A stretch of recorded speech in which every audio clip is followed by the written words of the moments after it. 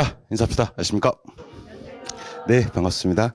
자, 오늘은 이제 요약 핵심 이론 두 번째 시간입니다. 순서는 총론은 제일 마지막 시간에 할 거예요. 총론은 뭐 지금 순서가 의미는 없으니까 제일 마지막 시간에 할 거고, 오늘은 부동산 경제론, 우리 수험생들이 가장 많이 어려워하시는 부분인데, 경제론은 두 개로 나뉘어집니다. 하나는 수요 공급 이론, 또 하나는 경기 변동 이론으로 나뉘어지는데, 뭐가 훨씬 더 중요하냐면 압도적으로 수요 공급 이론 파트가 중요합니다. 경기 변동은 경기 변동 관련되는 내용 가볍게 한번 보고요. 사실 거미집 이론 파트가 좀 중요한데 작년에 거미집 이론이 떴단 말이에요. 올해는 그냥 순수 경기 변동 하나만 보셔야 될 것 같고, 어느 때보다도 수요 공급 이론이 좀 더 중요할 것 같다라는 생각을 하시면 좋을 것 같아요. 그래서 수요 공급 이론도 핵심 요약 과정부터는요, 좀 편안한 내용들은 빠르게 진행을 하고요. 여러분들이 힘들어하는 파트가 아마도 그 균형, 탄력성 이런 파트거든요. 거기에 좀 중점을 두고 진행을 한번 해보도록 할 겁니다. 핵심 이론 강의는 최소 제 강의를 한 번 이상 들었다라는 가정하에서 수업을 진행하기 때문에, 혹시 강의가 처음이신 분들은 핵심 이론보다는 1월달, 2월달에 진행했던 기본 이론으로 따라오시기를 바래 보고요. 혹시 학원에 나오니까 이걸 처음 한다 하시는 분들은 기본 이론으로 적어도 그러니까 이 공부하는 방법이에요. 수요 공급 이론하고 적어도 투자론하고 그리고 감정평가, 요 세 개 파트는요, 수투감이라 그래요. 감정평가, 요 세 개 파트, 수투감 파트는 기본 이론을 보고 지금 진행하는 핵심 이론으로 넘어와 주시고, 요 세 개 파트를 제외한 나머지 파트는 제 생각에는 핵심 이론부터 따라오셔도 크게 무리하지는 않을 것 같습니다. 하지만 수투감 파트는 워낙 내용이 좀 복잡한 내용들도 많고 난도가 높은 내용들도 많으니까요. 요 부분들은 기본 이론을 보고 넘어오시기를 바래 봅니다. 그럼 지금부터 본격적으로 이제 핵심 이론을 출발할 건데, 오늘부터는 이제 제가 교재가 나왔어요. 부동산 학개론 기출 지문 정리라고 나왔습니다. 제가 요게 교재가 소개를 살짝 좀 해드리면, 교재 페이지가 80페이지밖에 안 됩니다. 다른 교재들에 비해서 상당히 볼륨이 작을 겁니다. 상당히 작게, 일부러 작게 만들었습니다. 이렇게 두껍게 만드는 게 기술일까요? 얇게 만드는 게 기술일까요? 다른 교재들 많이 두껍더라고. 민법 시급하겠더라고 보니까. 그래서 참 기술이 없구나 이런 생각도 했지 내가. 원래 이게 TV 패널 이런 것도요, 얇게 만드는 게 기술이고, 교재도 얇게 만드는 게 기술인데, 사실 요거는 기출 지문뿐만 아니라 제가 고민을 정말 많이 하다가 계산 문제까지 다 실었거든요. 최근 10년간 계산 문제 중에서 중요 계산 문제들을 다 실었으니까 아마 기출 지문 받고 계산 문제까지 정리가 깔끔하게 되는 그런 과정일 겁니다. 그래서 3월달부터는 이제 정말 공부를 열심히 해보자라는 취지로, 작년에는 없었던 과정을 하나 신설했으니까요. 수업 들으시고 오후에 또 이렇게 남아오셔서 기출 지문 정리까지 하시면 거의 완벽한 대비가 될 것 같다라는 생각이 듭니다. 그러니까 3, 4월달 죽었다 생각하고, 좀 죽었다 생각하고 힘드신 과정이겠지만 가만히 있어도 그냥 이렇게 지문 정리를 해주는 거니까, 그지? 그냥 여러분들은 씹어 드시기만 하면 제가 이렇게 입에다 다 넣어드릴 테니까요. 이렇게 딱 해서 입에다 넣어드리면 여러분들 씹어 드시기만 하면 되고, 간혹 안 씹어 드시는 분들은 내가 이렇게 그렇게 해서라도 일단 소화를 시키는 방향으로 가도록 하겠습니다. 아시겠죠? 예. 잘 안 씹히는 분들은 저한테 와요. 내가 대신 씹어 드리도록 하겠습니다. 자, 그럼 오늘은 경제론 수업 수요 공급 이론을 출발할 건데, 수요와 공급의 정의를 한번 내려볼게요. 자, 수요가 뭡니까? 그럼 이렇게 하시면 됩니다. 일정 기간 동안 소비자가 재화나 서비스를 구매하고자 하는 욕구 하시면 되고, 공급이 뭡니까? 그러면 가로 안에 긁으시면 돼요. 일정 기간 동안에 판매자가 재화나 서비스를 판매하고자 하는 욕구, 이렇게 해결하시면 됩니다. 수요 공급에서 가장 중요한 건 구매하고자 하는 욕구가 수요고 판매하고자 하는 욕구가 공급이 아니라, 일정 기간 구매하고자 하는 욕구, 일정 기간 판매하고자 하는 욕구, 이렇게 해서 수요 공급에서는 일정 기간을 명시해야 되는데, 우리는 걔를 유량이라고 합니다. 유량. 영어로는 뭐야? 플로우라고 합니다. 일정 기간 뭐라고요? 유량. 영어로는 뭐야? 플로우라고 합니다. 두 번째, 실제로 구매한 게 아닙니다. 구매하고자 하는 겁니다. 자, 구매하고자 하는 것을 갖다 우리는 사전적 개념이라고 부릅니다. 구매하려고 하는 것과 판매하려고 하는 것을 각각 수요와 공급이라고 하는 거지, 실제로 구매한 거, 실제로 판매한 게 아닌데, 이게 시험에 어떻게 나온 적이 있냐면, 수요량이란 실제로 구매한 양을 말한다. 공급량이란 실제로 판매한 양을 말한다. 이렇게 해서 틀린 지문으로 나온 적이 있거든요. 수요, 구매하고자 하는 거, 공급, 판매하고자 하는 거라는 걸 기억하셔야 됩니다. 그러면 구매하고자만 하면 수요냐? 판매하고자만 하면 공급이냐? 그렇지 않습니다. 세 번째가 좀 중요한데요. 반드시 유효 수요여야 됩니다. 구매사는 당연히 있어야 되고요. 이게 있어야 됩니다. 이게 구매력. 이 구매력을 갖추고 사고자 할 때 우리는 이것만 수요라고 부르는 겁니다. 만약에 구매력 없이 사고만 쉽다 하는 것은 수요라고 하느냐? 그렇지 않습니다. 얘는 구매력이 없으면 얘는 잠재 수요 또는 예비 수요라고 합니다. 쌤, 그럼 잠재 수요, 예비 수요도 수요잖아. 잠재 수요, 예비 수요는 수요가 아닙니다. 유효 수요만 영어로 표현하면 디맨드. 얘만 수요고요. 잠재 수요는 영어로 표현하면 니즈. 얘는 다시 한번 표현하자면 소요가 됩니다. 그러면 수요와 소요는 둘 다 구매의사는 있다, 없다? 구매의사? 있다. 그럼 구매의사로는 수요와 소요를 구분할 수가 없고 뭐 가지고 구분하는 거다? 구매력 가지고 구분하는 겁니다. 구매력이 있으면 뭐가 되는 거고 수요, 유효 수요가 되는 거고 구매력이 없으면 소요, 잠재 수요가 되는 겁니다. 우리 예비 신랑이 아니듯이 예비 수요도 수요 아닙니다. 수요란 말 붙어 있어도 수요 아니에요.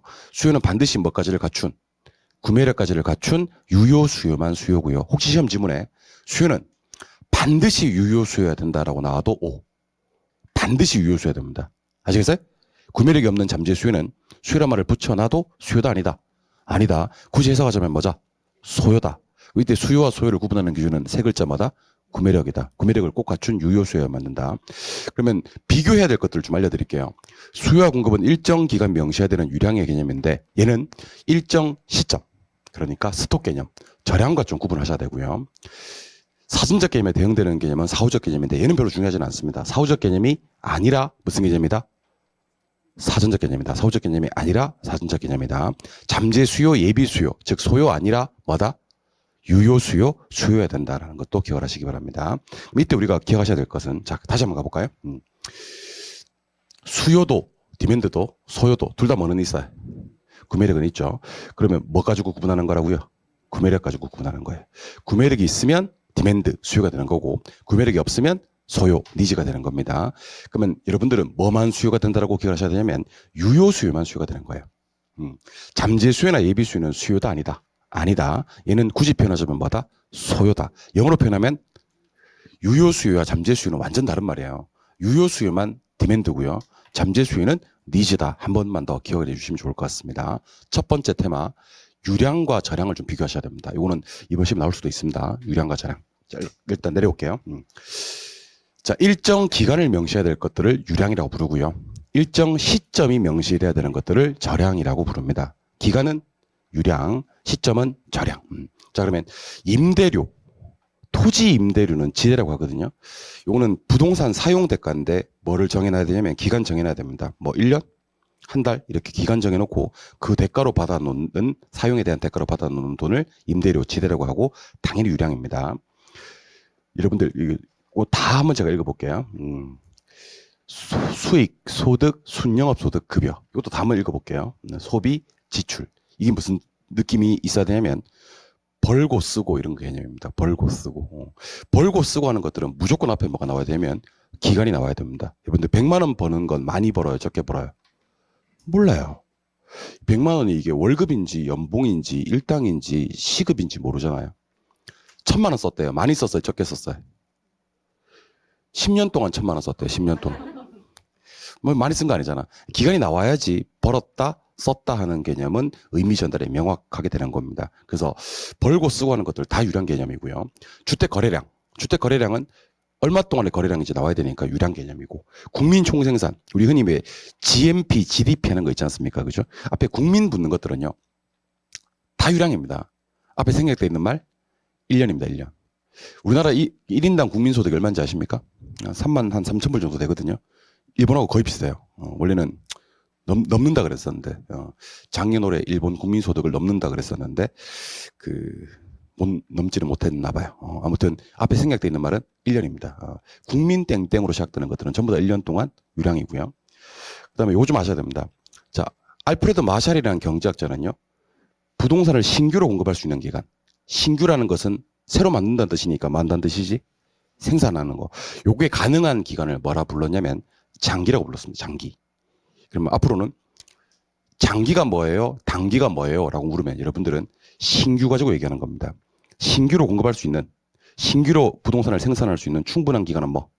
장기. 신규로 공급할 수 없는 짧은 기간은 뭐?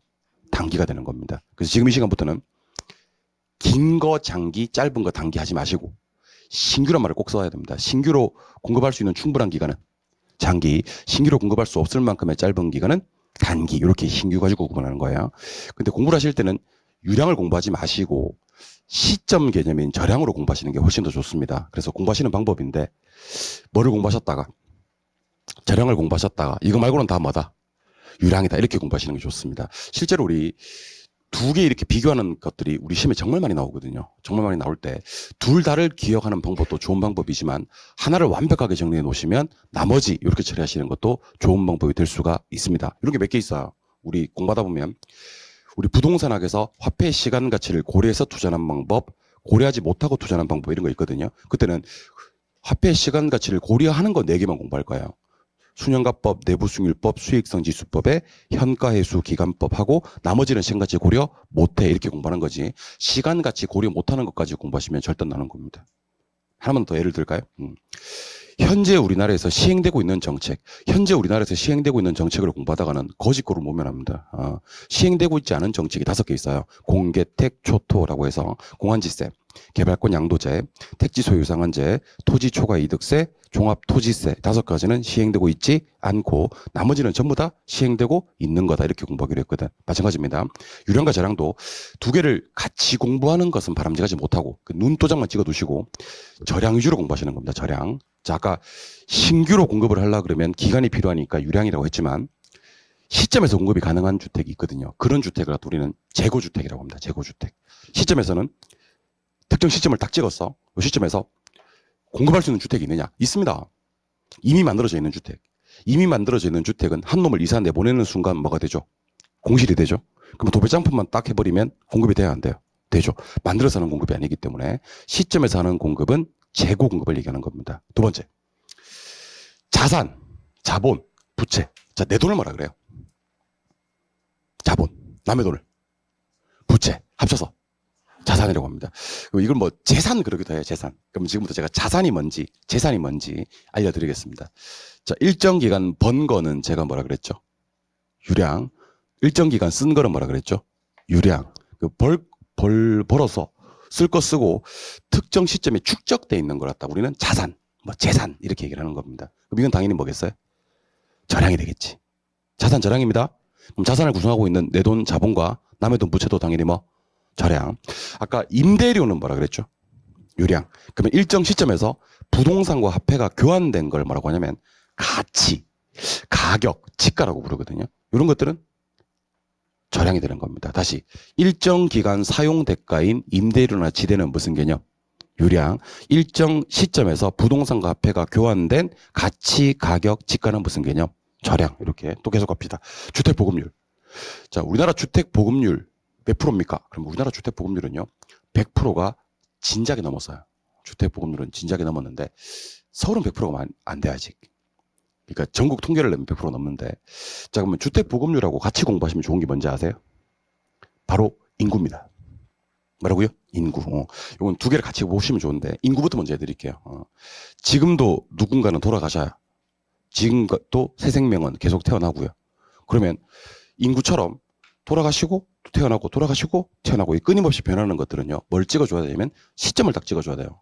시점을 딱 찍어줘서 예컨대 뭐 2024년 현재 우리나라 인구는 5,200만이다 이렇게 시점을 찍어주지 않으면 인구처럼 끊임없이 변하는 변수들은 의미 전달이 명확히 안 된다는 겁니다. 그러면 인구를, 사람을 주택의 비유로 한번 해보겠습니다. 지금도 새롭게 신축되는 주택도 있고 지금도 오래되어서 멸실, 철거되는 주택들도 있을 거란 얘기입니다. 사람처럼 죽는 주택이 있고 새롭게 태어나는 주택이 있는데 그러면 얘도 시점을 찍어줘야 되는 겁니다. 그게 바로 주택 뭐라고요? 보급률 하는 겁니다. 조심하실 점은 아까 주택 거래량은 뭐라 그랬죠? 유량이라 그랬죠. 근데 주택 보급률은 뭐가 되는 거죠? 저량입니다. 따로 기억하셔야 되겠죠. 그다음에 통화량이라는 표현이 있습니다. 통화량. 자, 통화량이라는 표현은 제가 한번 통화량을 정의해 드릴게요. 일정 시점에서 한 국가의 화폐 총액, 한 번 더, 일정 시점에서 한 국가의 화폐 총액을 통화량이라고 합니다. 이거는 시점에서 한 국가의 화폐 총액이니까 무슨 개념이죠? 절약 개념이 되는 겁니다. 이해하셨죠? 근데 조심하셔야 될 게 통화량 그러니까 왠지 유량 같다고 하는 분들이 많으세요. 근데 이로 물어봤지. 통화량은 절약인데 왜 유량이라고 생각이 되세요? 라고 물어보니까 이유가 없대요. 이유 없이 왠지 이제 그냥 오늘따라 왠지 통화량은 유량 같다. 이런 것들은 시험에서 정말 조심하셔야 되는 것들입니다. 따로 공부하셔야 되는 것들입니다. 그래서 통화량은요, 얼핏 보면 유량 같고 막 흐를 것 같고 그런 느낌이 드나 봐요. 그런데 이거는 특정 시점에서 한 국가의 화폐 총액이기 때문에 따로 기억하셔야 되는 대표적인 무슨 개념이다? 절약 개념이다라고 기억하시는 겁니다. 그리고 아까 소개드렸는데 단기는 뭐예요? 단기는 신규로 공급할 수 없을 만큼의 짧은 기간이라 그랬죠. 그럼 단기에는 신규 공급이 되니까 안 되니까? 안 되니까 뭐만 공급해야 돼? 재고 공급만 해야 돼. 맞아요? 단기 하는 공급들은 전부 다 재고 공급이에요. 그러니까 당연히 뭐가 되는 거죠? 절약이 되는 겁니다. 이해하셨죠? 네, 그리고 요것들은 참고로만 기억해 보셔야 됩니다. 이건 제가 읽을게요. 제조달 원가, 기준 시점, 감정 평가액인데 이게 전부 다 얘를 향해 있어요. 아직 안 배웠는데 자, 잘 들으셔야 됩니다. 감정 평가액을 결정하는 기준이 되는 날짜를 뭐라 그래요? 기준 시점. 그리고 제조달 원가는 아직 안 배웠는데 기준 시점에 와서 부동산을 신축할 때 들어가는 비용입니다. 언제요? 기준 시점에서 신축할 때 들어가는 비용을 제조달 원가라고 합니다. 그래서 방금 제가 소개해드렸던 세 개 단어는 전부 다 어디 가서 배우는 거냐면 감정 평가에서 배우는 단어들입니다. 제조달 원가, 기준 시점, 제목 자체가 감정 평가액 이런 것들은 전부 다 무슨 시점과 관계가 된다? 기준 시점과 관계가 되기 때문에 무슨 개념이다? 절약 개념이다. 그래서 요거 마지막 4번에 있는 것들은 참고로만 기억을 해주시고요. 우리 요거 공부합시다. 앞으로 절약들은요. 요 제가 보라색 보라돌이만 좀 기억하시면 됩니다. 자, 따라해보세요. 제자가 보통 달인. 제자가 보통 달인인데 그 여기 있는 제자일까요? 저기 있는 제자일까요? 오브데어. 저 제자가 보통 달인. 저 제자가 보통 달인. 이렇게 이해하시면 됩니다. 어디 제자? 저 제자가 보통. 여기 있는 제자는 달인이 아니. 저 제자가. 저가 뭐야? 절양에는 보면 안 되지. 별거, 저 보지 말고. 저 제자가 보통 달인. 절양에는 재고, 자산, 가치, 보급률, 통화량, 보통, 단기, 인구. 오브데일 제자, 저 제자가 보통 달인, 저 제자가 보통 달인 기억하시고, 그럼 나머지, 임대료, 지대, 소득, 수익, 급여, 지출, 소비, 주택 거래량, 국민 총생산, 신규 주택 공급량, 생산량 이런 것들은 장기 이런 것들은 싹 다 뭐다? 유량이다. 이렇게 제자가 보통 달인 절량, 저 제자가 보통 달인 절량, 나머지는 유량 이렇게 이해하시면 됩니다. 이해하셨죠? 좋아요. 그리고 좀 조심하셔야 될 게 있습니다. 여기 보시니까 무엇은 절량의 변동분은 뭐가 된다? 유량이 된다. 이거는 고민하지 마시고요. 끝날 때 변동으로 끝나도 되고 변동분으로 끝나도 돼요. 변동이나 변동분으로 끝나는 단어들은 예외 없이 유량이 돼요. 예외 없이 유량. 자, 잘 보세요. 인구가 뭐라 그랬지 아까?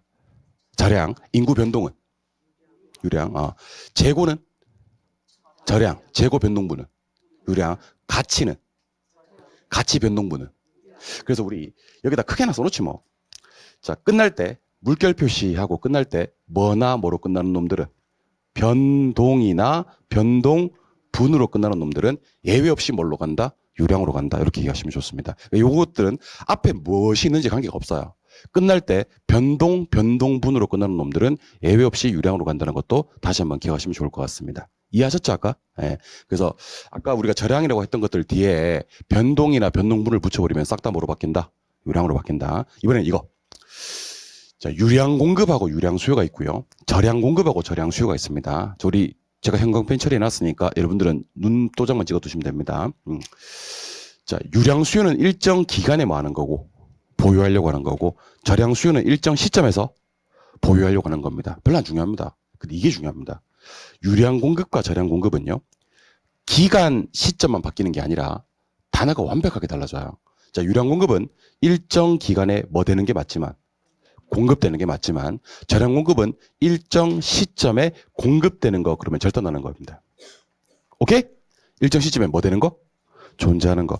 왜 절량 공급은 일정 시점에 공급되는 게 아니고 존재하는 거냐면 시점에서는 신규로 만들어낼 수가 없고 기존에 있던 것만 얘기한다 그랬잖아요. 그래서 이 기존에 있던 거라는 얘기를 자세하게 해줘야 돼요. 그래서 이미 시장에 만들어져서 뭐 하고 있는 거, 존재하고 있는 거, 신규 얘기하는 거예요. 재고 얘기하는 거예요. 재고. 그래서 유량 공급은 신규로 공급되는 걸 얘기하는 게 맞는데 저량 공급은 일정 시점에서 존재하고 있는 재고 주택의 양을 말하는 겁니다. 그래서 제가 하는 말이 온지 X인지 얘기해봐요. 유량 공급은 일정 기간에 공급되는 거고 저량 공급은 일정 시점에서 공급되는 거다. OX. X. 유량 공급은 일정 기간에 공급되는 게 맞지만 저량 공급은 일정 시점에 뭐 하는 거다? 존재하는 거다. 그리고 저랑 예제 문제를 한번 풀어보도록 합시다. 예제 문제. 자, 제가 요약집 공부하는 방법을 소개해 드렸는데 오늘 저한테 이 수업을 들었어요? 안 들었어요? 들었죠? 집에 가서 복습하고 싶어? 안 하고 싶어? 해야 되는데? NG. 하고 싶어라고 해요. 알겠죠? 예. 자, 오늘 제 수업 들었죠? 집에 가서 복습을 너무 하고 싶어요? 그러면 이걸 복습하지 말고 그 밑에 있는 거 VS라든지 versus라든지 이것만은 꼭 요걸 복습해 주시면 좋을 것 같아요. 아시겠어요? 가보자. 임대료 지대, 소득 수익, 주택 거래량, 국민 총생산, 신규, 저량 변동분 이런 것들은 뭐고요? 유량, 제자가 보통 달이는 뭐다? 저량.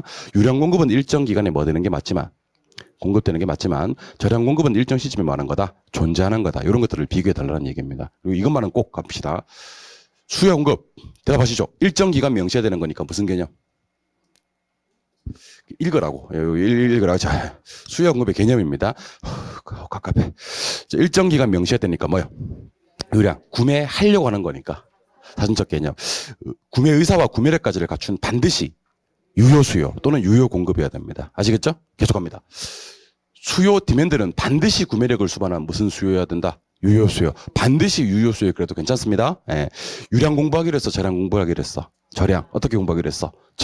제자가 보통 달인 이렇게 공부하기로 했죠. 마지막으로 한 번 더. 유량 공급과 저량 공급 비교해달라 그랬죠. 유량 공급은 일정 기간에 뭐 되는 거지만 공급되는 거지만 저량 공급은 일정 시점에 많은 거 존재하는 거다라고 기억하시면 좋을 것 같고 그래도 시험에서 박스 안에 막 이렇게 7개, 8개 놔두고 유량 찾아라, 저량 찾아라, 유량 모두 몇 개인가, 저량 모두 몇 개인가 이런 것들이 자꾸 헷갈릴 예정이실 분들 가까운 장래에 그렇게 저제자가 보통 다리는 저량이고 나머지는 다 유량이라고 공부를 했지만 가까운 장래에 헷갈릴 예정이실 분들은 요약집에다가 A4 용지를 갖다가 한 반으로 그리고 한 번 더 이렇게 한 4분의 1등분으로 접어서 네토막을 내서 여기 답을 가려놓고 간혹 답 보고 읽는 사람들이 있더라고. 답 가려놓고 이렇게 가려놓고 이거 뭔지 저거 뭔지 이렇게 한번 연습해 보시면 돼요. 이건 여러분들이 해요. 아시겠어요? 복습하기로 하고 싶다면서. 그럼 복습하라고 이렇게. 예. 아시게? 이번에는 예제 문제입니다. 예제 문제. 자, 우리 요약집으로 계산 문제 완벽 대비됩니다. 사실은. 자, 가보겠습니다. 지난 1년 동안 A 지역에 1000채 주택이 신규로 건설되었다. 자, 여기 제일 중요한 말. 1년 동안 신규 건설입니다. 신규 건설. 그럼 1000개 보이십니까? 이 1000개를 갖다 우리 뭐라 부르냐면 유량의 공급이라 부릅니다. 뭐 하고요? 유량의 공급. 왜냐면 기간 동안에 새로 만들어진 거니까. 그러면 혹시 시험에서 유량의 공급량이 몇 개입니까? 그럼 몇 개라고요? 1000개라고요. 그 중에서 50채가 뭐 되었다? 미분양되었다. 그럼 50개를 갖다가 빼야 됩니다. 분양되지 못한 걸 빼야 됩니다. 분양된 거 몇 개? 950개. 우리는 이것을 유량의 수요량이라고 부릅니다. 유량의 수요량은 몇 개? 950개가 됩니다. 그래서 여러분들은 첫 번째 줄을 보고 어떤 느낌이 있어야 되냐면 첫 번째 줄에 여러분들 유량이라는 단어는 한 단어도 없고요. 공급 수요라는 단어는 한 단어도 없습니다. 근데 이걸 여러분들이 해석을 해야 된다고. 1년 동안 신규 건설된 양이 무슨 개념이고 유량의 공급량이고 그중에서 미분양된 거 빼면 뭐가 된다? 유량의 수요량이 된다. 이번에 이거. 우리나라에 1500만 채 주택이 존재한다. 존재한대요. 근데 그 중에서 100만 채는, 현재가 여기 있네, 현재. 현재 우리나라에 1500만 채 주택이 존재한대요, 시점에. 근데 100만 채는 이렇게 공가로 남아있대요. 그러면 1500만 개 보이십니까? 이걸 우리는 저량의 공급이라고 부릅니다. 왜냐하면 시점에서 하고 있는 거니까, 존재하고 있는 거니까. 그 중에서 100만 채가 공가. 자, 그러면 1500만 개 중에서 몇 채 빈집? 100채 빈집. 살고 있는 집 몇 개? 1400만 개. 1400만 개가 그러면 이거는 무엇에? 저량의 수요량이 되는 겁니다. 그래서 유량 공급량은 자량 공급량은 1,500만 개고요. 자량 수요량은 1,400만 개가 되는 겁니다. 이것도 밑에 정답 해설 딱 가려놓고 우리 아까 4번 접었던 A4 용지 있지 않습니까? 그죠? 반으로 접고 한 번 더 접었던 A4 용지로 답 딱 가려놓고 유량 공급 몇 개, 유량 수요 몇 개, 저량 공급 몇 개, 저량 수요 몇 개 이렇게 얘기하실 수 있어야 됩니다. 시험 지문은 어떻게 나오냐면 이렇게 지문 띄워놓고 1번 지문 저량의 공급량 2,000개다 이렇게 나오는 겁니다. 저량의 공급량 2,000개다. 저량의 공급량은 몇 개였지? 1,500만 개였지. 뭐의 공급이 1,000개다? 유량의 공급량이 1,000개다 이렇게 나와야 됩니다. 오케이? 이 시험 어떻게 나오는지 아세요? 유량의 공급량이 950이다. OX. X. 유량의 공급량은 아까 몇 개였고 1,000개였고 유량의 무슨 양이? 수요량이 950개다 이렇게 얘기하시는 겁니다. 이해하셨죠? 답 딱 가려놓고 일정 기간 신규로 건설된 게 무슨 공급? 유량 공급. 미분양된 거 빼면 유량 수요. 현재 존재하고 있는 주택은 저량 공급. 공가 상태에 있는 거 빼면 저량 수요 이렇게 되는 겁니다. 이해하셨죠, 여러분들? 지금 이 표정을 제가 앞으로 여러분들이 이해했을 때 표정이라고 받아들여도 되겠습니까? 표정 이상하네요. 이해할 때는 좀 밝은 표정 짓는데 우리 수험생들은 좀 그러네요. 뭐 아무튼 됐습니다. 이번에는 중요합니다. 26쪽. 26교에 가시니까 수요 법칙과 공급 법칙에 대해서 소개를 좀 해드리도록 하겠습니다. 생각보다 법칙에 약하신 분들이 많아요. 나는 너무 안타깝습니다. 법칙에 약하면요. 지금만 고생하는 게 아니라 앞으로 부동산학을 공부하는 내내 상당히 여러분들이 힘들어요. 자, 지금부터 수요 법칙과 공급 법칙을 공부하기 전에 수요 법칙과 공급 법칙은 뭐가 중요하냐면 순서가 중요합니다. 앞에 가격이 나와야 됩니다. 뒤에 량이 나와야 되고요. 그래서 법칙은요. 자, 따라해보세요. PQ. 자, 법칙 준비 그러면 의 하고 손가락을 검지와 중지를 꺼내신 다음에 의 하고 PQ 이렇게 하시는 겁니다. 뭐요? PQ. 앞에 뭐가 나와야 돼요? 가격이 나와야 되고요. 뒤에 량이 나와야 됩니다. 그러면 수요 법칙은 가격과 무슨 양? 수요량. 공급 법칙은 가격과 무슨 양? 공급량인데 수요 법칙은 요래 움직입니다. 요래. 가격이 상승하면 수요량은 감소. 가격이 하락하면 수요량은 증가. 가격과 수요량 사이에 무슨 관계? 반비례. 비싸면 안 사고 싸면 그게 수요 법칙이에요. 오케이? 비싸면 안 사고 싸면 사고. 가격과 수요량은 비례로 움직여요. 반비례로 움직여요. 한 글자로. 부호로. 그래프상에 표시하면 우하향을 이해 못하더라고. 자 보세요. 100원. 자, 잘 봐. 100원, 200원, 300원. 10개, 20개, 30개 중에서 자 대답하세요. 100원 할 때 몇 개 사? 30개. 왜? 법칙. 200원 할 때는 몇 개? 20개. 양을 좀 줄이고 300원 할 때는 몇 개? 10개. 제일 적게 사. 비싸면 안 사는 거예요? 싸면 사는 거고. 가격과 수요량은 비례로 움직여요? 반비례로 움직여요? 반비례로 움직입니다. 이게 수요 법칙이라니까. 그래프상에 표시하면 우. 자, 지금 이 시간부터 반비례는 다 우하향. 반비례는 무조건 뭐? 우하향. 우하향과 반비례 동의어. 오케이? 그러니까 반비례 동의어들 다시 한번 알려야 됩니다. 반비례를 한 글자로. 역을 부호로. 마이너스 그래프상에 표시하면 우하향이 되는 겁니다. 오케이? 그리고 공급자들은 완전 다릅니다, 여러분들. PQ가 어떻게 움직이냐면 가격이 상승하면 공급량을 증가시키고요. 가격을 하락시키면 공급량은 감소하게 됩니다. 가격과 공급량 사이의 관계는요. 돈 되면 팔아 안 팔아? 팔아. 돈 안 되면 안 팔고. 공급자들은 돈이 될 때 팔려고 하고요. 돈이 안 되면 안 팔려고 합니다. 가격과 공급량 사이는 무슨 관계가 성립을 한다? 비례. 한 글자로. 부호로. 그래프상에 표시하면 우상향이 되는 거예요. 오케이? 우상향은 이거 이해 못하는 분들이 계시더라고. 100원, 200원, 300원. 10개, 20개, 30개. 천천히 대답해요. 가격 100원 할 때는 몇 개 팔아? 10개. 200원 할 때는 20개. 300원 할 때는 30개.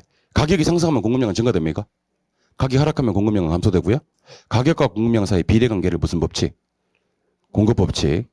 두 글자로 비례. 한 글자로 정, 부호로 플러스 그래프상에 표시하면 우상향. 그래서 앞으로 우상향과 그 비례는 같은 말, 우하향과 반비례는 같은 말로 이해하시면 됩니다. 근데 앞에 무조건 누가 먼저 나와야 된다고요? 가격이 먼저 나오고 수요량의 관계, 가격이 먼저 나오고 공급량의 관계. 귀찮으시면 PQ라고 하셔도 괜찮습니다. 반드시 가격이 먼저 나와야 됩니다. 이게 왜 그런지 아십니까? 여러분들 요거는 이 말까지는 안 하려고 했는데 오늘 해야 되겠습니다. 이 말을 갖다가. 자, 지금 하는 얘기 잘 들어봐요, 여러분들. 근데 이 말을 안 하려고 했어요, 사실은 내가. 저 보세요. 가격이 상승하면 수요량은 뭐 한다고요? 감소한다고요? 가격이 하락하면 수요량은 증가됩니다. 그럼 얘들 둘의 관계는 반비례 맞습니까? 가격과 공급량의 관계를 한번 따져보겠습니다. 가격이 상승하면 공급량은 증가됩니까? 가격이 하락하면 공급량은 감소되고요. 맞아요? 가격 공급량은 플러스 관계입니까? 비례 관계? 이건 무슨 법칙? 공급 법칙. 그럼 방금 제가 얘기했던 것은 뭐였죠? 법칙이었죠. 법칙은 누가 먼저 나오고? P가 먼저 나오고 Q가 뒤에 나오는 거 맞습니까? 아니, P가 먼저 나오고 Q가 뒤에 나오는 거 맞냐고요? 근데 간혹 문제 풀다 보면 이게 아니라 이렇게 나오는 경우가 있습니다. 수요가 증가되면 가격이 어떻게 됩니까? 이렇게 나와요. 공급이 증가되면 가격이 어떻게 됩니까? 이렇게 나와요. 그럼 제가 소개를 좀 해드릴 테니까 천천히 대답을 한번 해보세요. 여러분들 대답 좀 해주실 수 있나요? 세로축이 가격이고 가로축이 양인데 우하향하는 곡선은 무슨 곡선이고? 수요 곡선, 우상향, 공급 곡선, 만나는 점, 균형. 맞아요? 그럼 수요가 뭐였으면? 증가됐으면. 자, 잘 봐야 돼. 이게 수요 맞지? 맞잖아. 증가는 왼쪽, 오른쪽. 오른쪽. 이렇게 하는 거 맞지? 여기는 균형점 일로 갈 거 아니야. 그치? 그러면 수요가 증가되면 가격이 뭐하죠? 상승합니다. 맞아요? 양은 증가됩니다. 수요가 감소되면, 자, 잘 봐야 돼. 잘 봐야 됩니다. 여러분들. 수요가 감소되면, 이게 수요 곡선 맞잖아요. 그죠?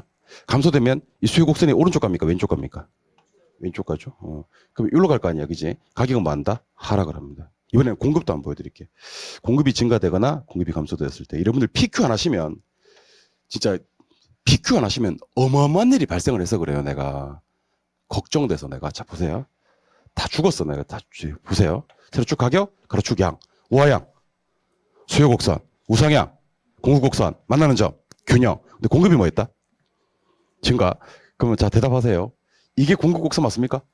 증가되면 왼쪽, 오른쪽. 오른쪽, 일로 간단 말이야. 공급이 증가되면 가격이 뭐하죠? 하락을 해요. 공급이 감소되면 공급 곡선이 왼쪽으로 갈 거 아니야. 그지? 가격이 뭐하고? 상승하고. 이렇게 되거든요. 그래서 제가 요즘 받는 질문이 뭔지 아십니까? 지금도 제 질문글이 올라와 있습니다. 쌤, 저기 수요 법칙에 따르면 가격과 수요량은 반비례 관계라면서요? 예, 반비례입니다. 비싸면 안 사고 싸면 삽니다. 아니, 그런데 왜 가격과 수요가 지금 비례 관계죠? 아니, 왜 가격과 수요가 비례 관계야? 가격과 수요량은 반비례 관계라니까. 수요와 가격은요, 법칙이 아니에요. 수요와 가격은 뭐가 아니라고요? 법칙이 아니라고. 그럼 얘는 뭔데? 안 법칙? 얘는요, 균형의 이동이에요. 자, 보세요. 우하향 무슨 곡선? 수요 곡선, 우상향, 공급 곡선, 만나는 점, 균형에서 수요가 증가되면 수요 곡선이 오른쪽 이동하면서 가격이 뭐죠? 상승. 수요가 감소되면 수요 곡선이 왼쪽 이동하면서 가격은 하락. 공급이 증가되면 공급 곡선은 오른쪽 이동하면서 가격 뭐? 하락. 공급이 감소되면 공급 곡선 왼쪽 이동하면서 가격이 뭐? 상승. 근데 이건 제가 어떻게 공부하기로 했냐면 이렇게 공부하기로 했어요. 자, 수요 증가되면 인기 있다. 수요 감소되면 인기 없다. 이렇게 하기로 했어요. 기억납니까? 안 납니까? 안 나요? 안 나면 어쩔 수 없다. 수요 증가되면 인기 있어. 가격 상승. 수요 감소되면 인기 없어. 가격 하락. 공급 증가, 공급 감소는 이렇게 하시면 돼요. 해 하시면 돼요. 뭐요? 해. 자, 공급이 증가되면 흔해져요, 귀해져요? 흔해져요? 가격은 하락하지. 공급이 감소되면 흔해져요, 귀해져요? 귀해지면 가격은 뭐하죠? 상승. 그럼 수요가 나오면 인기 있는지 없는지 따지면 돼요. 공급이 나오면 흔해졌는지 귀해졌는지 얘기하시면 돼요. 그래서 가격을 올리는 방법은 딱 두 개 있거든요. 딱 두 개밖에 없어요. 가격을 올리는 방법이 한 서너 개쯤 되는 줄 알아요? 안 그래요. 가격을 올리는 방법은 딱 두 개. 인기 있고 귀해지면 돼요. 뭐라고요? 인기 있고 귀해지면 됩니다. 그러면 가격 올리는 방법입니다. 수요는 증가되고 공급은 감소되면 가격이 상승하는 겁니다. 가격을 하락시키는 방법도 몇 개 있겠어요? 두 개 있어요. 인기 없거나 흔해지면 돼요. 인기 없거나 흔해지면. 인기 없어. 수요. 감소. 흔해진다. 공급. 증가. 지금 우리가 배운 건 뭐예요? 법칙이에요. 지금 우리가 배우신 건 뭐고요? 법칙이고요. 뒤에 가서 배울 것이 무엇이죠? 균형의 이동입니다. 자, 지금 배우신 건 뭐고요? 법칙. 뒤에 가서 배우실 건 뭐예요? 균형의 이동. 그럼 제가 얘기하는 게 뭔지만 좀 얘기해 주세요. 가격이 상승하면 수요량이 감소하고 가격이 하락하면 수요량이 증가됩니다. 가격이 상승하면 공급량이 증가되고요. 가격이 하락하면 공급량이 감소됩니다. 이거는 뭐고요? 법칙이고요. 무슨 법칙과? 수요 법칙과 공급 법칙이고요. 자, 균형 상태에서 수요가 증가되면 가격 상승의 양 증가, 수요 감소되면 가격 하락의 양 감소, 공급이 증가되면 가격 하락의 양 증가, 공급이 감소되면 가격 상승의 양 감소. 이거는 뭐죠? 균형의 이동입니다. 법칙은 반드시 무엇과 무엇의 관계? P, Q. 순서 중요합니까? 안 중요합니까? 중요합니다. P가 먼저 나와야 돼요. 가격이가 나와야지 법칙이에요. 자, 그러면 말 나온 김에 이 얘기 안 하려고 그랬어요. 이 얘기 안 하려고 그랬는데 말 나온 김에 칠판 한번 바라봐 주시기 바랍니다. 자, 반비례는 이 둘의 관계가 같은 방향으로 움직이는 거예요. 반대로 움직이는 거예요. 반대로. 방금 했었습니다. 누구와 누구는? 가격과 수요량은 반비례 관계입니다. 이걸 여러분들이 직접 말로 해주셔야 된다니까. 왜냐하면 수요와 가격은 반비례가 아니거든. 누구와 누구만 반비례거든. 가격과 수요량. 즉 이걸 네 글자로 뭐라 그래요? 수요 법칙. 수요 법칙은 반비례입니다. 되셨어요?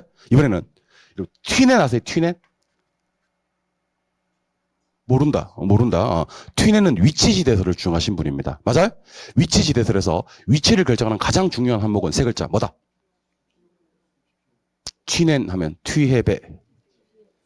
수송비입니다. 수송비. 근데 여러분들 도심으로 들어오면 수송비가 조금 들어요? 많이 들어요?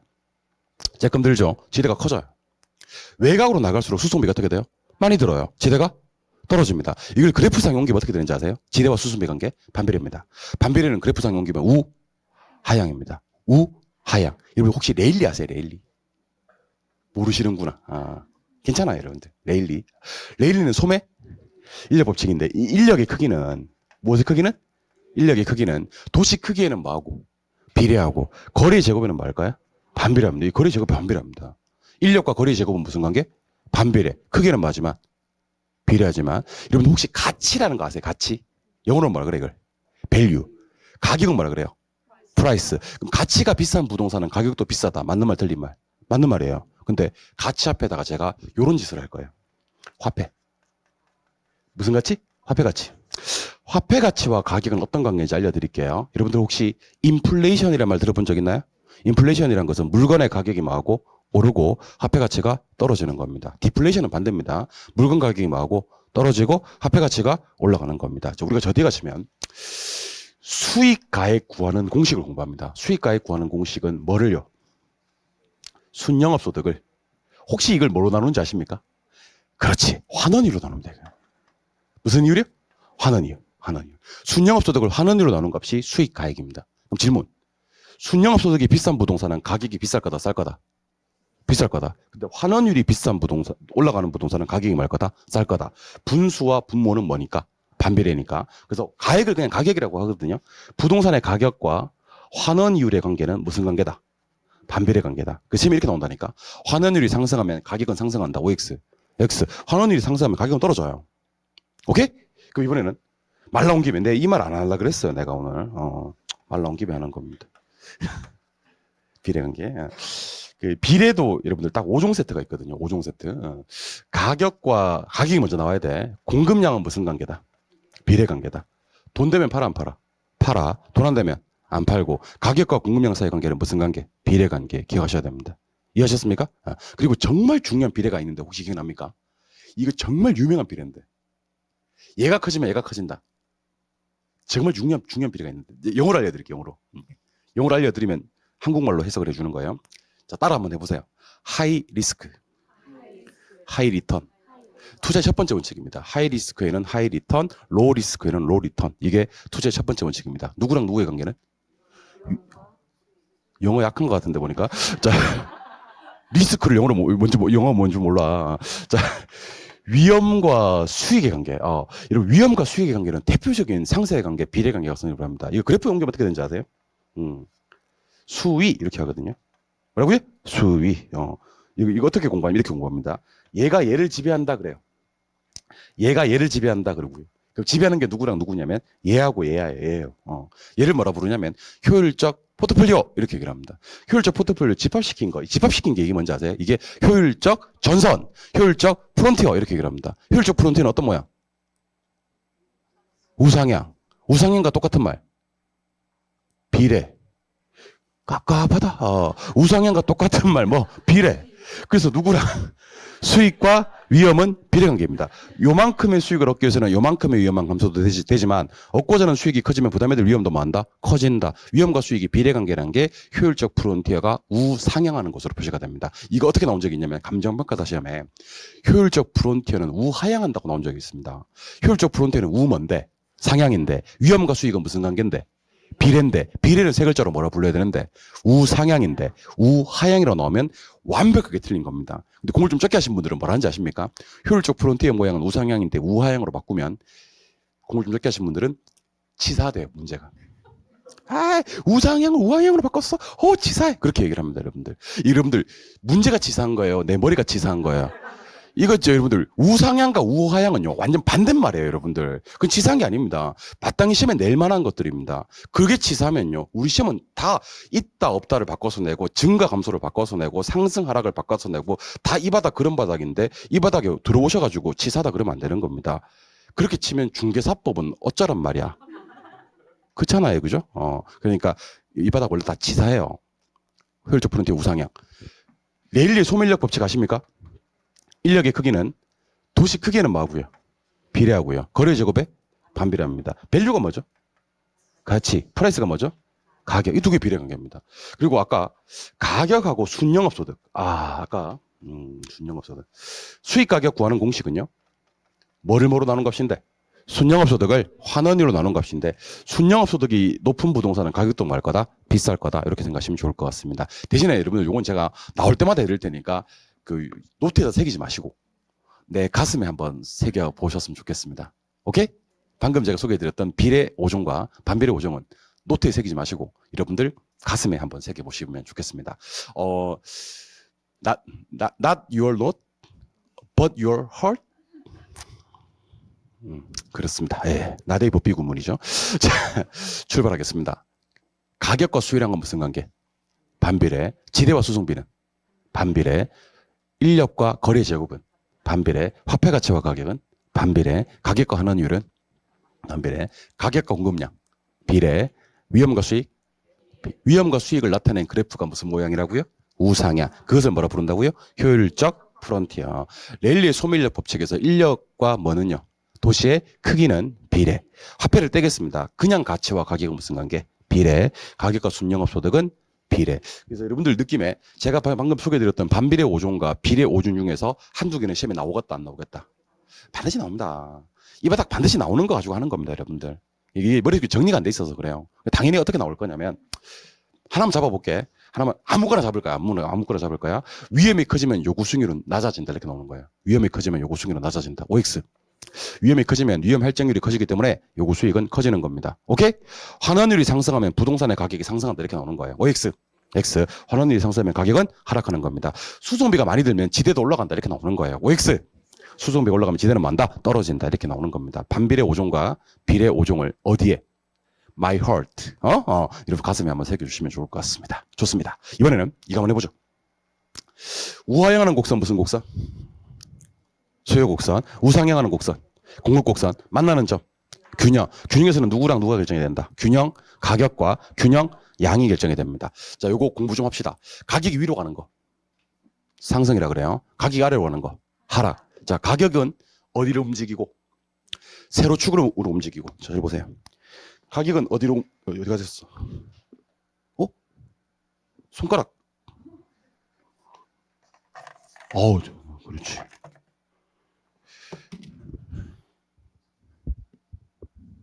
네, 분실되는 줄 알았어요.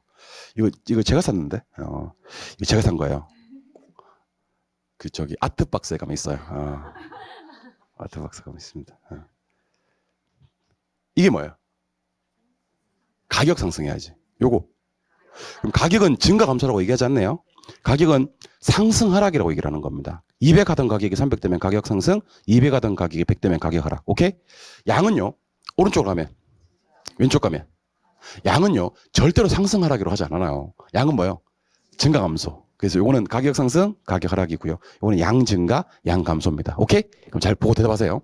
균형점 보이시나? 얘가 갑니다. 얘가 1번으로 갔어요. 그럼 어떻게 읽어요? 가격, 상승, 양.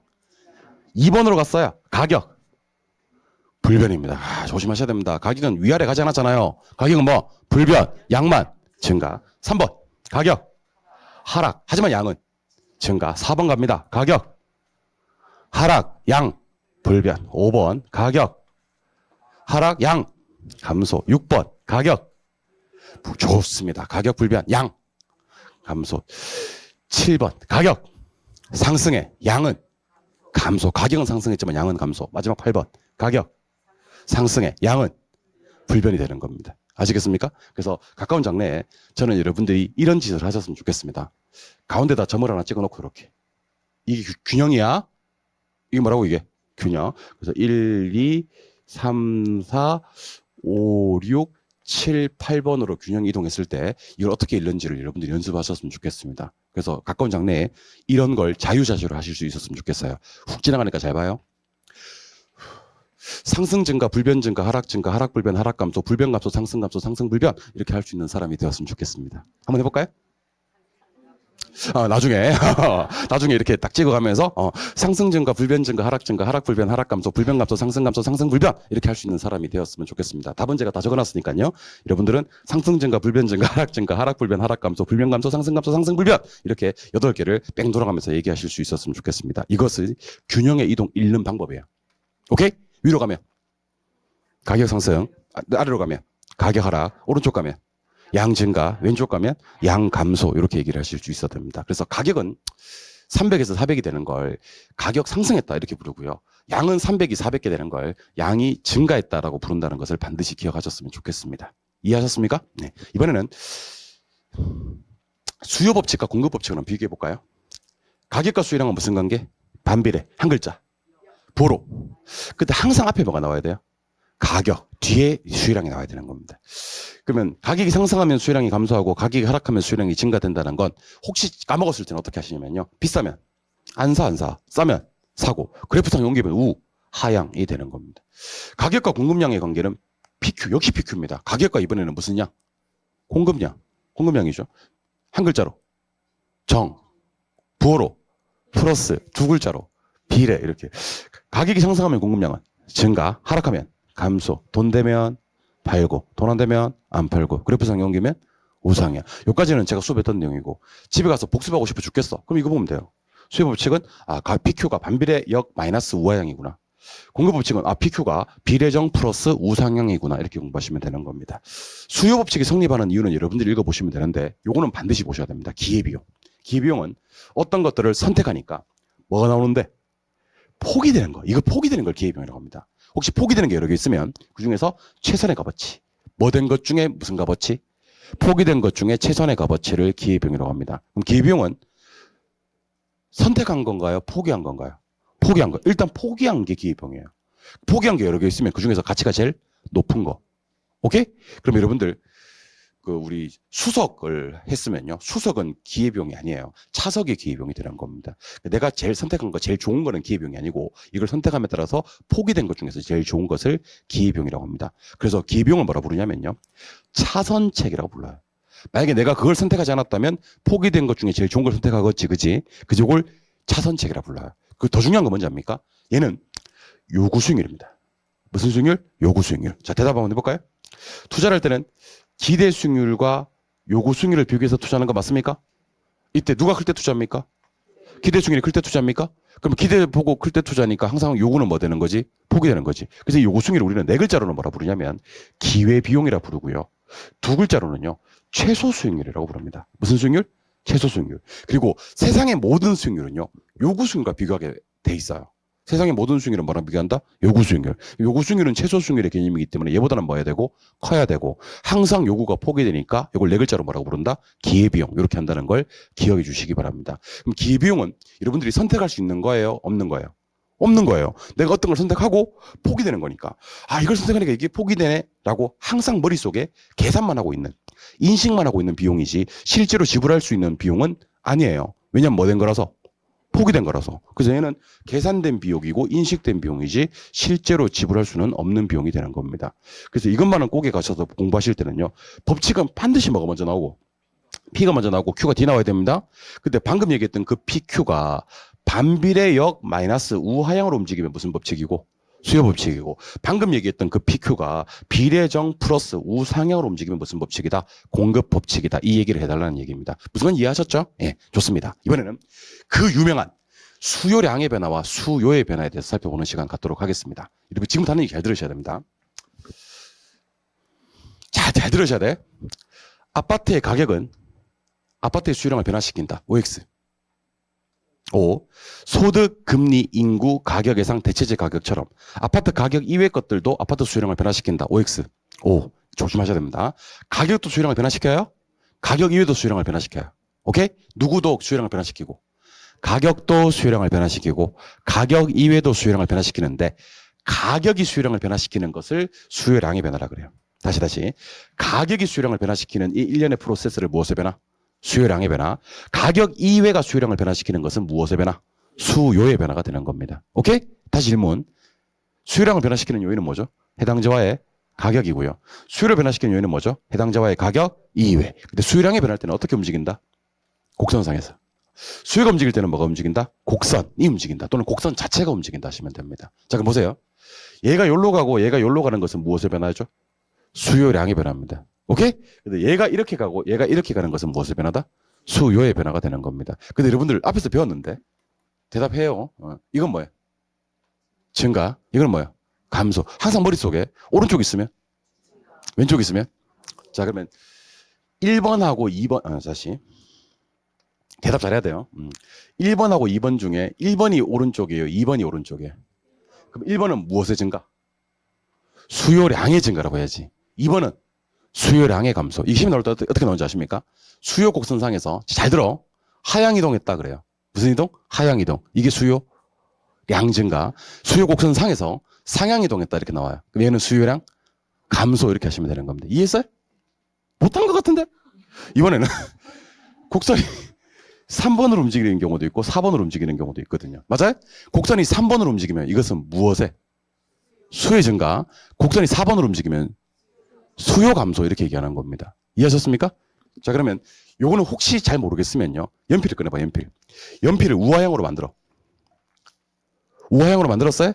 우하향으로 만들 때 유의할 점은요. 연필 심 부분이 아래로 좀 가게 해주시면 제가 이게 우하향이다라는 것을 여러분들이 인지하도록 하겠습니다. 여기 잡아. 1번. 여기 잡아. 2번. 1번 뭐야? 수요량 증가. 2번. 수요량 감소입니다. 이거 지금 연필 지금 우하향으로 만들었어요? 결 따라 우측으로 쫙 밀어. 우측으로. 결 따라. 우측으로 쫙 밀어봐요. 이거 뭐?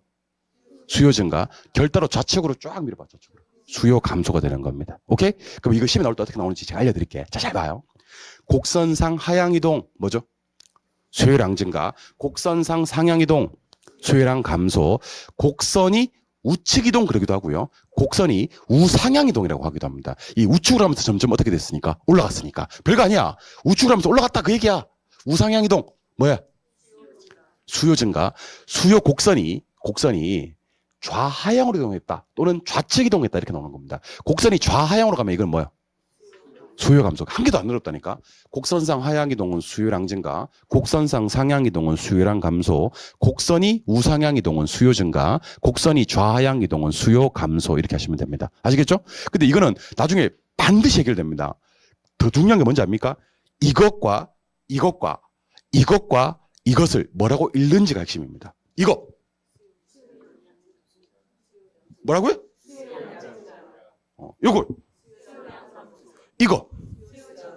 요거 그렇게 보시면 되는 겁니다. 무슨 말 이해하셨죠? 근데 조심하셔야 될 게 있습니다. 조심하셔야 될 게. 자, 가격이 떴는데 수요량의 변화가 아니라 수요의 변화로 보는 게 세 개가 있어. 뭐 떴는데? 가격이 떴는데 수요량의 변화로 보지 않고 수요의 변화로 보는 게 분명히 아까 아파트 가격은 무엇의 변화라 그랬죠? 수요량의 변화라 그랬지 않습니까? 그죠? 그래서 여러분 잘 보세요. 아파트 가격 상승, 아파트 가격 하락은 무엇의 변화예요? 수요량의 변화예요. 아파트 가격 상승 예상. 아파트 가격 하락 예상. 절단 난다 진짜. 이거 심리학이 하시면 엄청 어려워요. 흥분했네. 가만히 차려. 아파트 가격 상승, 아파트 가격 하락은 무엇의 변화인데? 수요량의 변화인데. 아파트 가격 상승 예상, 아파트 가격 하락 예상은 무엇의 변화다? 수요의 변화인데. 여러분들 수요의 변화 정말 쉬워요 이게. 가격 내가 예상한 대로 수요가 움직여요. 가격만 대로 예상한 대로. 자, 그럼 가격이 상승할 것이라고 예상하면 수요가 뭐하고? 증가돼요. 가격이 하락할 것이라고 예상되면 수요가 감소되고. 이유를 알려드릴게요. 가격이 오를 것 같아. 지금 사야 돼, 안 사야 돼? 사야지. 그러니까 가격이 오를 거라고 예상하면 지금 수요를 증가시킨다니까. 가격이 떨어질 것 같아요. 지금 사면 돼, 안 돼? 안 되지. 수요를 감소시킨다니까. 그래서 가격이 뭐 할 것이라는 예상은 상승할 것이라는 예상은 수요를 뭐 시키고 증가시키고, 가격이 하락할 것이라는 예상은 수요를 감소시킵니다. 하나 더 있어. 대체재 가격, 보완재 가격. 그러니까 아파트 가격은 아파트 수요량을 변화시킨다 그랬잖아요. 그죠? 대신 어떻게 나오냐면 오피스텔 가격 나와요. 연립주택 가격 나와요. 단독주택 가격 나옵니다. 여러분들 아파트도 주거용이고 연립, 오피스텔 이런 것도 주거용 맞지 않습니까? 그죠? 이런 분들의 가격은요. 수요량을 변화시키는 게 아니라 무엇의 변화다? 수요의 변화다. 그래서 가격 앞에 뭐나 뭐가 붙으면 수요의 변화냐면 대체재 가격, 보완재 가격이 붙으면 수요의 변화가 됩니다. 아까 제가 가격 뭐한 대로 수요가 움직인다 그랬죠? 예상한 대로. 오를 거라는 예상은 수요가 뭐? 증가. 가격 내릴 것이라는 예상은 수요 뭐? 감소. 우리가 여러분들 대체재 보완재 얘기할 때 보통 대체재를 먼저 얘기하던가요? 보완재를 먼저 얘기하던가요? 대체재 보완재. 대체재를 먼저 써먹어. 대체재도 아까 내가 예상한 거랑 똑같아. 대체재 가격이 움직이는 방향으로 수요가 움직여. 대체재 가격이 상승하면 수요가 뭐 되고? 증가되고. 쉽지? 대체재 가격이 하락되면 수요가 뭐 되는 거지? 감소되는 거지. 두 개 묶을게요. 가격 상승 예상 수요 증가. 대체재 가격 상승 수요 증가. 가격 하락 예상 수요 감소. 대체재 가격 하락 수요 감소 같이 움직이는 거야. 근데 보완재 가격만 반대야. 보완재 따로 공부하셔. 보완재 가격이 상승하면 수요는 뭐 되고? 감소돼요. 보완재 가격이 하락되면 수요는 증가되고. 그러니까 가격이 떴는데 수요로 보는 게 몇 개 있는데 3개 있는데 가격 뒤에 뭐가 붙거나 예상이 붙거나 가격 앞에 뭐가 붙으면 대체재 가격, 보완재 가격 이렇게 대체재 보완재가 붙으면 수요 변화를 그랬습니다. 누구 같이 공부? 가격 예상과 대체재 가격은 내가 상승 하락한 것만큼 수요가 움직이는 거야. 그 똑같은 방향으로. 근데 보완재는 수요가 반대로 움직인다고 기억하시면 됩니다. 3개 중에서. 자, 그럼 물어봐야 되겠다. 가격이 상승할 것이라는 예상, 수요, 증가. 대체재 가격 상승, 수요, 증가. 보완재 가격 상승, 수요, 감소. 이게 바로 돼야 됩니다. 내가 제일 안타까운 경우 어떤 경우인지 아십니까? 가격이 상승할 것이라고 예상되면 수요가 어떻게 됩니까? 라고 했을 때 쌤 잠시만요. 잠깐 가만히 있어봐요. 보자. 가격이 상승할 것이라는 예상. 이렇게. 맞춰봐야 소용이 없습니다. 상처뿐인 영광입니다. 온몸은 벌써 피투성입니다. 민법 10문제 날려야 됩니다. 그러면 대체재 가격이 상승되면 수요가 어떻게 됩니까? 라고 물으면 잠깐만요. 대체재 콜라하고 자 보자 사이다 보자 이렇게. 보완재 가격이 상승되면 수요가 어떻게 됩니까? 자 보자 샤프랑 샤프심 한번 보자 이렇게. 진짜 아주 그냥 절단 나는 겁니다. 바로 대답할 수 있어요. 우리 시험 바닥은 그런 바닥이 아닙니다. 가격이 상승할 것이라는 예상 수요 증가 늦었어. 대체재 가격 상승 수요 증가. 보완재 가격 상승 수요 감소 이렇게 바로 얘기하실 수 있어야 됩니다. 그럼 정리합시다. 아파트 수요량을 변화시키는 요인은 누구죠? 아파트 가격입니다. 다시 아파트 수요량을 변화시키는 요인은 누구요? 아파트 가격. 얘는 어떻게 움직이죠? 곡선상에서 점의 이동이고 얘를 무엇의 변화라고 합니까? 수요량의 변화라고 하는데 1번은 뭐? 수요량 증가. 2번은 수요량 감소. 아파트 가격 이외의 요인들이 변해서 아파트 수요량을 변화시키는 것을 무엇의 변화라고 하는데? 수요. 얘는 곡선상에 있습니까? 곡선입니까? 곡선이 또는 곡선 자체가 이동을 하는 겁니다. 3번은 뭐예요? 수요 증가. 4번은 수요감. 안 되겠다. 한번 더 하자. 일로 오세요. 예. 알 때까지 하면 되지 뭐. 시간 많아요. 요거 몇 번? 1번. 요거. 그 1번, 2번은 누가 변하는 거죠? 해당자와의 가격이 변하는 거고. 어떻게 움직이는 건데? 곡선상에서 움직이는 건데 하향에다가 몇 번 쓸까? 1번. 상향에다가 2번 이렇게 쓰면 되겠네. 맞아요? 이번에는 3번, 4번 했지? 이거는 아파트 가격 뭐야? 가격 이외의 것들이죠. 얘는 곡선 상에서 움직여요. 곡선이 움직여요. 곡선. 요거 우상향 이동은 몇 번이라고 할까? 3번. 좌하향 이동은 몇 번이라고 할까? 4번. 근데 이런 얘기 한 적 있는데 제가 가격이 떴는데 가격 이외로 처리하는 게 몇 개 있다? 3개 있다. 일단 가격 뒤에 뭐가 붙거나 예상이 붙거나 가격 앞에 내 거 가격이 아니라 무슨 가격이 붙었을 때 대체재 가격, 보완재 가격이 붙었을 때는 수요량이 변하더라, 수요의 변하더라, 수요의 변하더라. 가격이 떠도. 근데 가격이 상승할 것이라는 예상은 몇 번? 3번. 대체재 가격 상승은 몇 번? 3번. 보완재 가격 상승은 몇 번? 4번. 이렇게 하는 겁니다. 이해하셨습니까? 누구랑 세트. 가격 예상과 대체재 가격은 한 세트, 보완재 가격은 다른 세트. 이해하셨습니까? 한번 물어봐야 되겠다. 수요가 증가되려면 어떻게 해야 되는지 알려드릴게요. 자, 저 보세요. 5개 있어요. 5개. 총 8개 있거든요. 5개부터 해드릴게요. 소득이 뭐하면 돼? 증가. 소득 증가. 선호도가 증가되면 수요가 증가됩니다. 인구. 일단 쪽수는 무조건 많은 게 좋아요. 인구 증가. 그리고 2개가 더 있는데 대답 잘해. 가격이 뭐 할 것이라는 예상? 상승할 것이라는 예상. 대체재 가격 상승. 5개입니다. 자, 잘 들어요. 소득, 선호, 인구, 가격 예상, 대체재 가격은요. 수요 움직이는 방향과 같은 방향으로 움직입니다. 요거 제대로 이해했는지 못했는지 제가 테스트를 한번 하려고 합니다. 자, 보세요. 수요 감소시키고 싶어요. 수요 감소가 시면 나와 안 나와? 몰랐어? 나와. 자, 그럼 수요 감소 요인 한번 해보죠. 소득, 감소, 선호, 감소, 인구, 감소, 대체재 가격, 하락, 대체재 가격 하락. 가격이 말 것이라는 예상, 하락할 것이라는 예상 하시면 됩니다. 그리고 5개 말고 3개가 더 있습니다. 이 3개가 뭐냐면, 자, 따라해보세요. 보완제 가격, 금리, 거래세. 우리 시험은 8개밖에 안 나옵니다. 우리 시험은 맨날 8개 나옵니다. 지금 적고 계신 분, 한 페이지 넘기면 있습니다. 한 페이지 넘기면. 진짜 미치는 거 보고 싶다, 진짜. 여기, 내가 38선 딱 그어가지고 5개, 3개 다 있습니다. 다 적고 있습니다. 자, 일단 절 보시고. 수요를 증가시키는 요인 몇 개? 아니, 8개인데. 수요를, 다시 할게요. 수요를 증가시키는 요인 몇 개? 8개인데. 몇 개로? 5개, 3개로. 자, 잘 봐. 소득, 선호, 인구, 가격 예상, 대체재 가격 하고요. 보완제 가격, 금리, 거래세요. 다시 한 번 더. 소득, 선호, 인구, 가격 예상, 대체재 가격과 보완제 가격, 금리, 거래세요. 이해하셨습니까? 그래서 앞으로 제가 수요 증가 요인 그러면 이렇게 하시면 됩니다.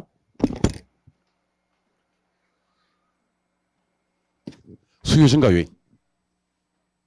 하자. 소득 증가, 선호 증가, 인구 증가, 가격이 뭐 할 것이라는 예상, 상승할 것이라는 예상, 대체재 가격 상승, 보완제 가격 하락, 금리 인하 합시다. 거래세도 인하 이렇게. 오케이? 혹시 제가 갑자기 돌변하면서 수요 감소 요인이요 그러면 이렇게 합시다.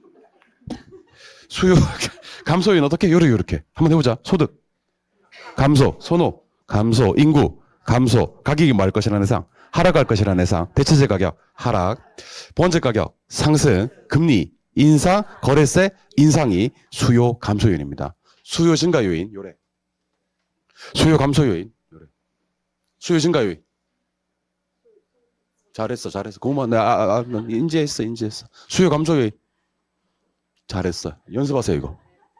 아시겠죠? 수요 증가 요인만 나와요. 감소 요인도 나와요. 얼마든지 나와요. 좀 쉬셨다가 요거 한 번 더 볼게요. 아시겠죠? 네, 쉬겠습니다.